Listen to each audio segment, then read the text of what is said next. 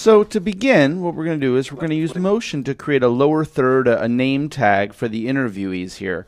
We've got 3 different interviews in the film, and each one's going to need a little lower third.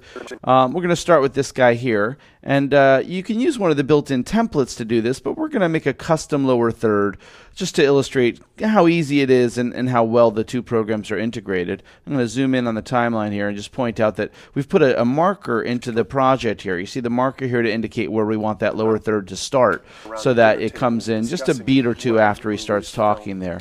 So we've already set the timing here in Final Cut Pro. I'm going to select the clip and say File, Send to, Motion Project. It's going to ask me to name the project, and I'm just going to call this Tableland Lower Third and save it in the Tableland Assets folder. A project appears in Motion that uses the same clip we were just looking at in Final Cut Pro. I'm going to open the timeline in Motion real quick and show you that the clip itself, there's the marker that we sent from Final Cut Pro. So the marker transfers over, and now we can use that as an indication as to where to begin building the clip here in Motion. So let's start with a text object. I'm going to click and just type the guy's name, which is Pierre Andre Dagnon. And one of the nice things about Motion is working with text. You can walk through, here, let's move that out of the way here. You can walk through the list of all the fonts in your system, and right there, live in the canvas there, see the results, see which one you like. So you can choose any particular font. I'm going to start with this one for now. And then we'll add a second text object for his profession. That's, he is from a place called Les Jardinières.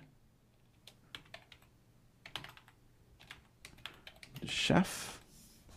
And we'll make this one a little bit smaller so it sort of works underneath. I'll just reposition it to put it up under his name there. And there we have the 2 little text objects, and those are a good start, but of course you can barely see them. We need some sort of a background for those elements.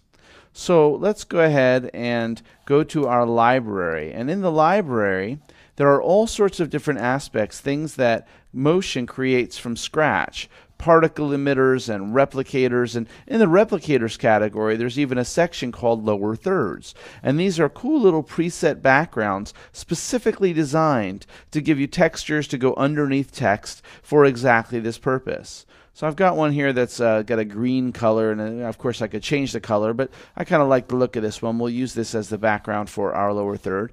I'm going to drag that into my canvas here, step forward to see it kick in because it's going to move over time, and then let's position that. I'm just going to grab the object and move it down to the lower third section there. I'm going to open up the layers list, and here we can see the order of the layers. Right now my green box is on top of my text objects, so I want to move my text objects on top of that. I'm going to create a new group. Let's call this text, and put our text objects into that group. And now that group is on top, and I can move the group as a single item there.